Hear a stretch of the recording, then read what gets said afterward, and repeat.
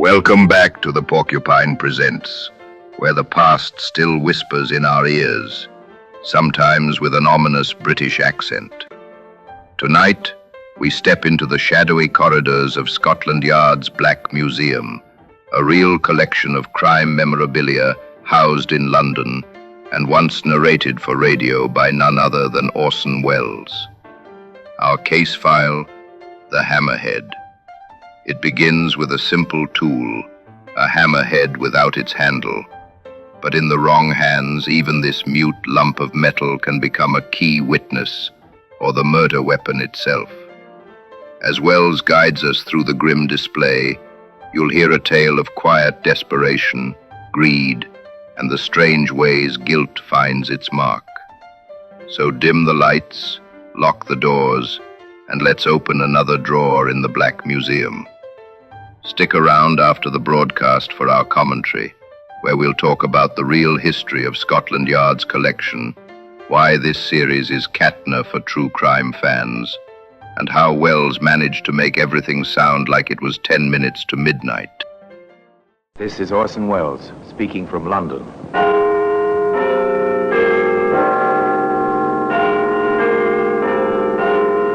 From the Black Museum. Here in the grim stone structure on the Thames, which houses Scotland Yard, is a warehouse of homicide, where everyday objects, a picture frame, a coat hanger, a file folder, a baby buggy, all are touched by murder.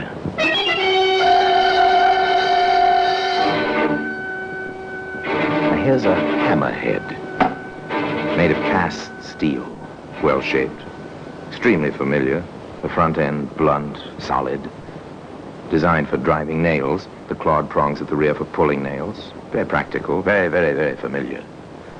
And so very, very, very lethal. Odd one, this, wasn't it, Inspector? Just a little extra patience, a little extra routine work, Cross? Well, that's one way to look at it, sir. I prefer to remember it as the case which began with almost 24 disappearances and wound up with one killer who used a hammer with purpose. Well, today that hammerhead can be seen here in the Black Museum.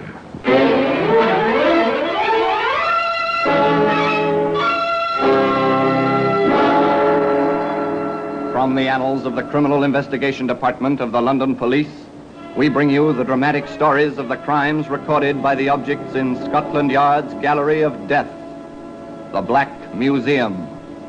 In just a moment, you will hear The Black Museum, starring Orson Welles. Now, The Black Museum, starring Orson Welles.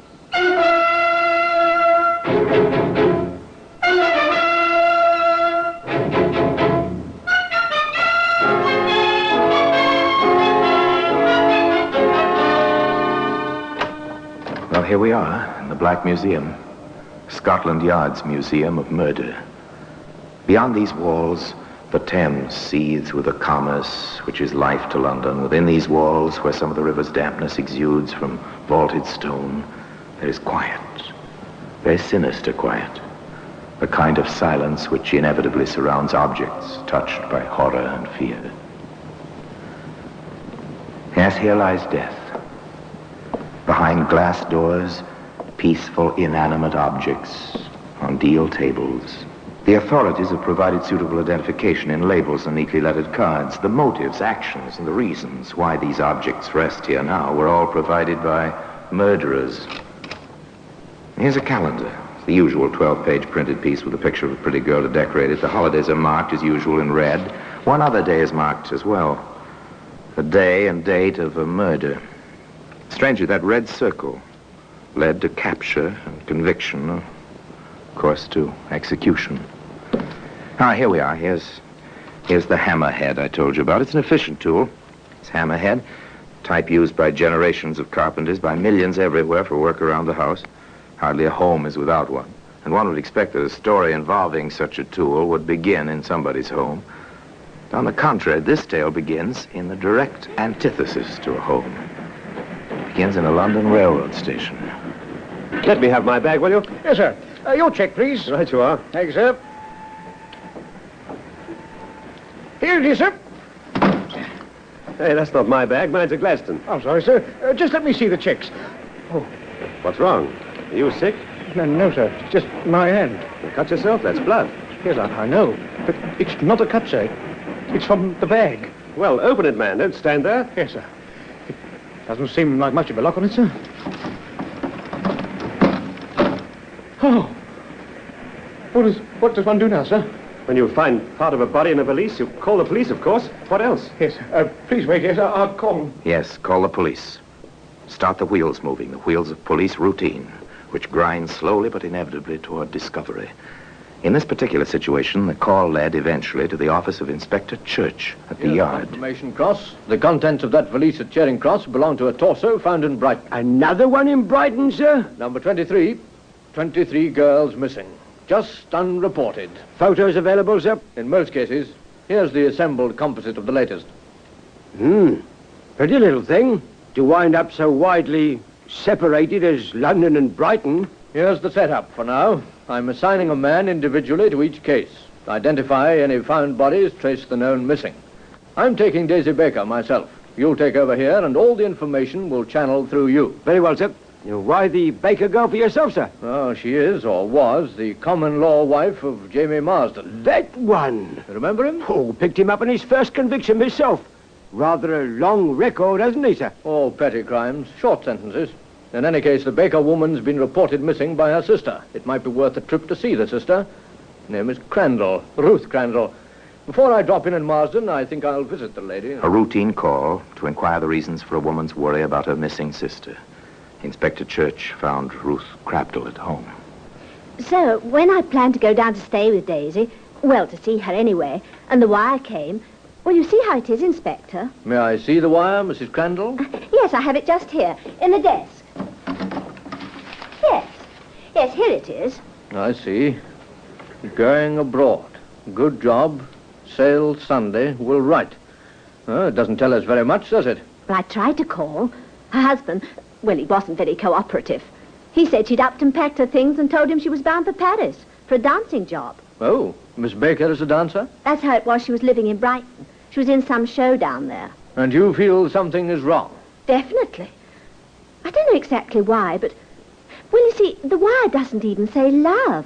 And that makes it seem strange, too, doesn't it, Inspector? Perhaps, Mrs. Crandall. And you've no other information, nothing you can put your finger on? No.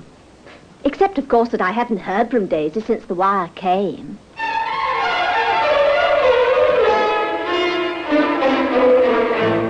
The inspector was puzzled. None of it felt right. None of it conformed at all to the usual pattern. Ruth Crandall had nothing factual to go on, and a woman's instinct is never evidence on which to base an arrest or a conviction.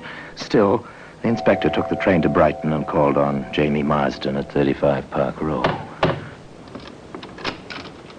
Yes? You remember me, Marsden? Copper, ain't you? Yes, Chief Inspector Church, CID. Well, come in, Inspector. I don't suppose this is a social visit. No, I'm a bit busy for that sort of thing. Oh, well, sit down anyway, Inspector. Just a few questions. Well, go ahead. I hear you married since we last met. Yes, I did. Nice girl. She home? Well, no, as a matter of fact, she's gone off to Paris. Her job as a dancer over there. So her sister told me. Yeah, well, she wired her sister. Nothing much my sister-in-law would want to see me about, so, well, there wasn't much sense in her coming all the way down to Brighton when Daisy wasn't here. I assume you have your wife's address. No, Inspector. Oh? We had a bit of a dust-up before Daisy left. She, flounced out of here, all kind of mad, as you might say. Mrs. Crandall know this? No. Mrs. Crandall don't take to the likes of me, so I saw no reason to tell anything she didn't have to know. If Daisy wants to reach her, she knows where. Well, that's it, I suppose. You'll be here if I want to see you again, Marsden? I'm moving. 3 rooms is a bit large for me, seeing as I was on my own these days. The, new place is at, Maitland Street, number 26. It's a good bit cheaper, more suited to my means. A check of the habitual haunts and acquaintances of Daisy Baker drew another blank. Some had heard she'd gone off to Paris. No one knew where. Meanwhile, the reports on other missing girls were equally discouraging. That's the lot, eh, Cross? That's the lot, sir. And another missing one reported makes an even 2 dozen, sir. Have they tried the picture of the girl we found in Charing Cross on this new report? Not the same girl, sir. Too bad. No luck with Marsden, I presume? No luck at all. Edgy sort of fella, that one. Yes, he ought to be. He's much too familiar with us, and he knows it. Well, there's no help for it. It'll have to be a house-to-house search. The usual district, Inspector? All of Brighton. Rather a large order, Inspector. Finding 14 missing girls and identifying 6 of 10 bodies is quite an order cross. There's no help for it. It'll have to be done. Chances are we'll have to lend Brighton... The hard, dull slogging of police routine. Divide a city into sections. Assign groups of detectives in pairs to each section, then walk from house to house, from cellar to attic, pausing for the questions. Try to locate someone who has seen something, who may know one of the missing persons by sight. Try. Keep trying. Well, there was nothing there. It's jobs like this, Inspector, that make me wonder why I wanted to be a policeman. It's jobs like this, Shaw, that make good policemen out of ambitious young men. Well, next address. 26 Maitland. I expect Jamie Marsden won't be looking for me this quickly. Marsden? Who's that? Oh, petty criminal. His wife was reported missing by her sister. Turned out she'd gone off to a job in Paris in a huff. Knock on the door, Shaw, will you? Yes. Sordid kind of story. Even a touch of the dope racket in it. Yes? My credentials. CID. Also a search warrant. Well, your men certainly didn't waste any time. Please come in. Waste any time? Yeah, I called the police about 5 minutes ago. They said they'd send someone over. Are you the landlord? I am, Inspector. Well, we're here on a matter of our own. However, what's the trouble? Notice anything, sir? I do. How about you, Shaw? Yes, sir, I do. It's from this room. The tenant is out just now. Left his door locked. Name of Marsden. Well, is that so? Just as well we have the search warrant. Try your shoulder on that door, Shaw. Yes, sir. Oh, we've never had anything like this before, sir. Well, nothing much here unless it's on the walls. There's a trunk in the closet, sir. Drag it out. Cut those cords. Yes, sir. Good Lord. May I stay outside, Inspector? Yes, of course. No wonder Marsden isn't home. Well, Daisy Baker didn't go to Paris after all. Took quite a beating, didn't she? Looks like a blunt instrument did the job. Call headquarters, Shaw. Pick up order for Jamie Marsden. And today, that hammerhead can be seen here in the Black Museum. In just a moment, we will continue with The Black Museum, starring Orson Welles. And now we continue with The Black Museum, starring Orson Welles.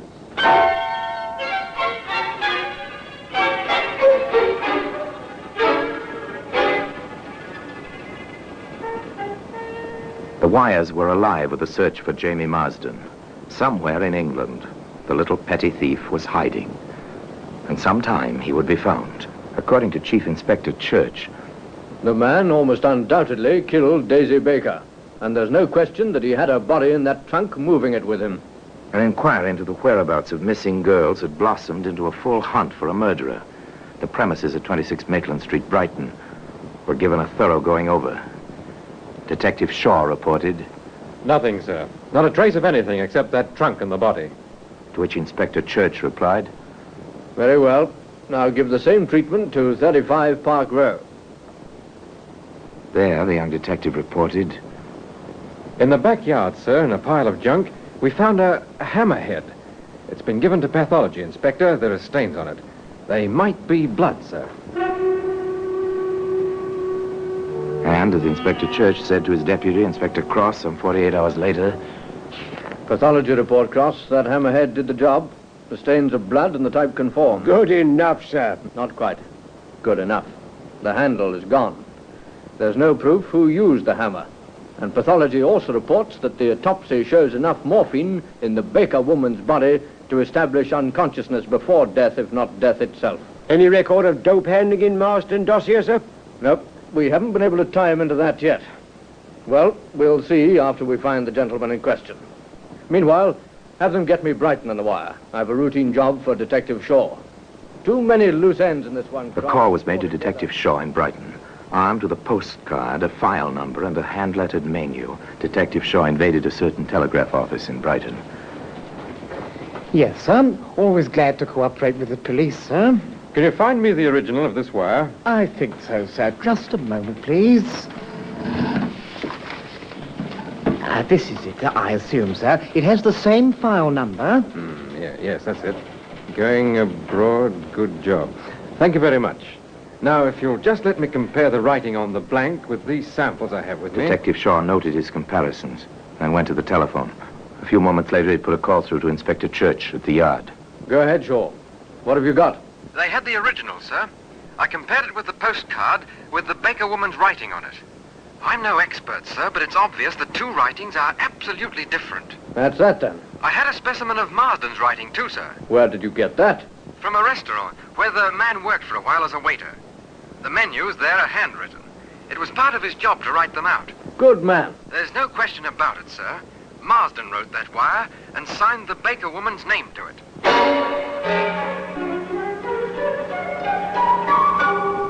Another link in the chain rapidly forging itself around Jamie Marsden.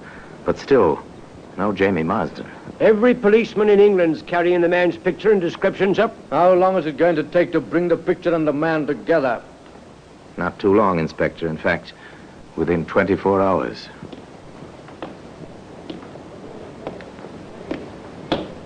Here, you. Just a minute. You want me, Constable? Stand over there, in the street light. Very well. No weapons. Now, why should I be carrying a weapon, Constable? I'm just an ordinary citizen. Let's have a close look at you. Yes, I'm sure of it. You'll have to come along to the station house. You're being taken in charge. What for? You're Jamie Marsden, unless I miss my guess by a mile. Don't you know there's an all stations broadcast out for you? You're the most wanted man in England this minute. That was in Manchester. Very shortly thereafter, Jamie Marsden faced Inspector Church and Deputy Inspector Cross in their office at the yard. All right, Marsden, let's hear it. All of it. I didn't kill her, Inspector. I didn't kill her. But you knew she was dead. Well, if you mean, did I put her in the trunk? I did. But you didn't kill her. No, sir. You've got to believe that. Apparently you seem to understand that it's somewhat difficult to believe. Well, that was the whole thing from the beginning. All right. Let's go back to the beginning. Well, me and Daisy got together down in Brighton about a year ago. How? Oh, she was dancing in a coot show and I was barking a booth a little way up the sidewalk. Well, sort of got into the habit of meeting her after closing time. Then, well, we reckoned that two can live as cheaply as one, so, well, we put in together and started housekeeping. Were you pushing any of the stuff her way? I didn't know she was on the stuff. No, not for months. Inspector, you've got to believe it. Yes, it seems that a lot of things we've got to believe. You heard, Cross, Marsden. I'm, shall I say, skeptical, too. Keep talking. I'm honest with you, sir, I am. Keep talking. Well, Daisy's sister came to visit. We didn't get along. If I'd have killed anyone, it'd have been that sister. What she came for except to be nasty and snoop, I don't know. Back to the story, Marsden. Yeah, all right, sir. Well, like I was saying, we got together and everything was fine. Oh, we had a couple of fights, but, nothing much. Then Daisy said as our sister was coming down again. I got real mad. I slammed the door. You didn't slam Daisy. I may have cuffed her a bit, sir. Nothing serious. Anyways, I went out, and I stayed out for a couple of hours. I come back, and the place was awful quiet, and I thought, well, maybe Daisy had gone out or taken a shot or two or something. I walked into the bedroom. That was at 35, where we had the 3 rooms. You walked into the bedroom and let her have it, right, Marsden? No, sir, wrong. She'd had it. Oh, it was awful, Inspector. She was real bashed up, she was. Why didn't you call the police? Me? With my record? Who'd have believed I didn't do it? You don't believe me now. I never killed nobody, just been put away for small things, but I got a record. Nobody'd listen, I reckon, so I got real scared. I did the first thing that entered my head. Which was, Marsden? I got an old trunk and I stuffed her in it, and then I took the sheets and all down to the cellar and I stuffed them in the furnace. Well, the rest you know, Inspector, and that's the truth, so help me. What did you do with the hammer, Marsden? Hammer? Oh, what hammer, Inspector? The one you bashed her with, Marsden, the hammer that killed her. I don't know about no hammer. I didn't kill her nor nobody. I didn't kill her, Inspector, and that's the truth.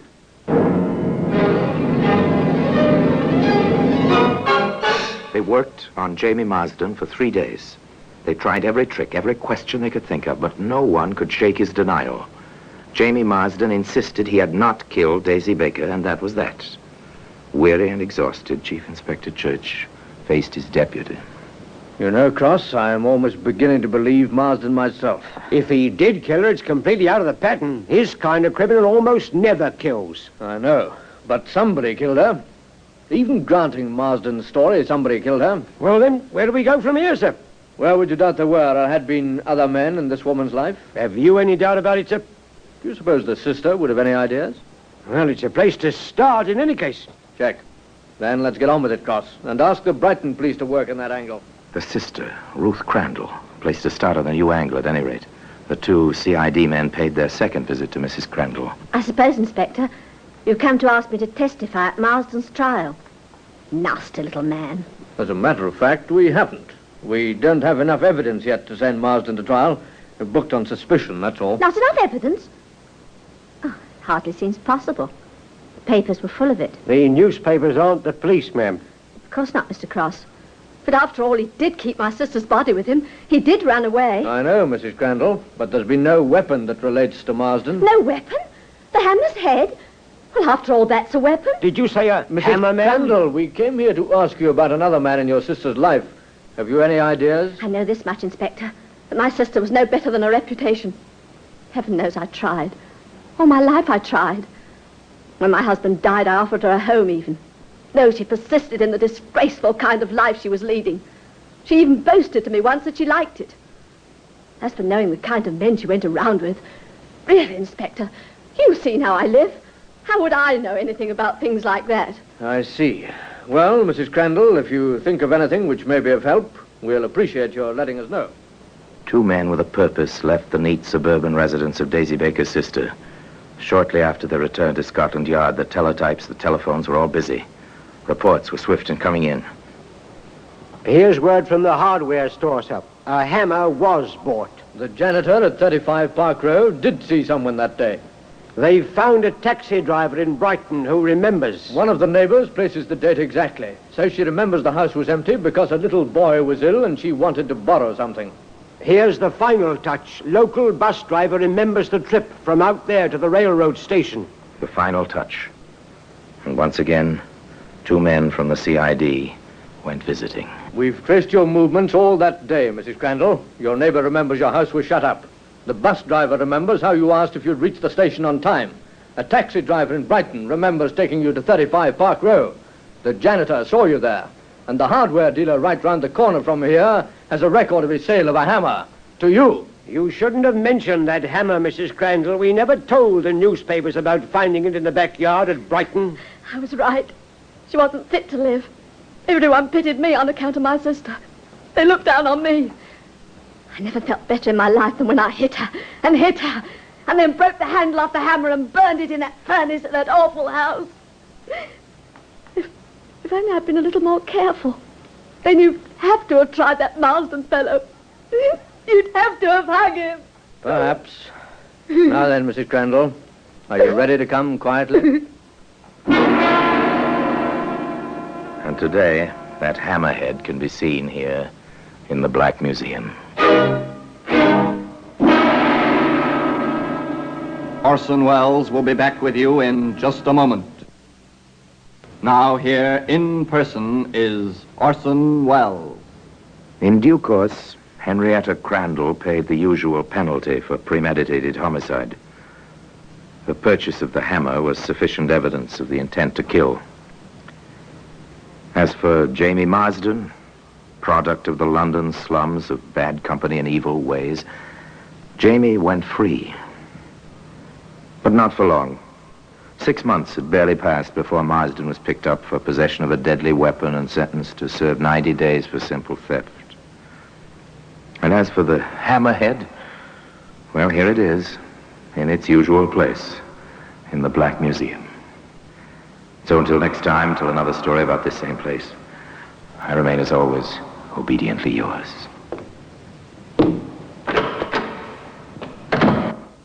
And that was the Black Museum, the Hammerhead, As promised, let's step back and separate the theatrical shadows from the historical ones.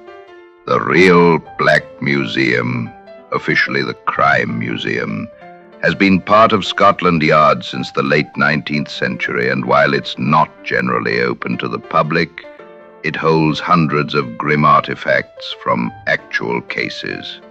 The Hammerhead at the center of tonight's story, while the plot itself is fictionalized, it's based on the kind of object you might genuinely find on its shelves. Mundane in appearance, but with a story soaked into every dent and scratch. That's why this series remains catnip for true crime enthusiasts. It merges that strange allure of physical evidence with the unnerving question, what if this object could talk? And of course, part of the magic comes from Orson Welles himself. Welles had a way of wrapping his voice around a phrase so that even a teacup could sound like it had committed murder at midnight. He doesn't just narrate, he pulls you into the museum and makes you feel the cold air of those locked rooms. So, like the Hammerhead in our story, let this episode be a reminder. Sometimes the smallest object can deliver the heaviest blow. Please like, subscribe, and leave a comment or review. Or else you might find your own name in the Black Museum's next exhibit. Thanks for listening. This has been the Porcupine Presents. See you next time.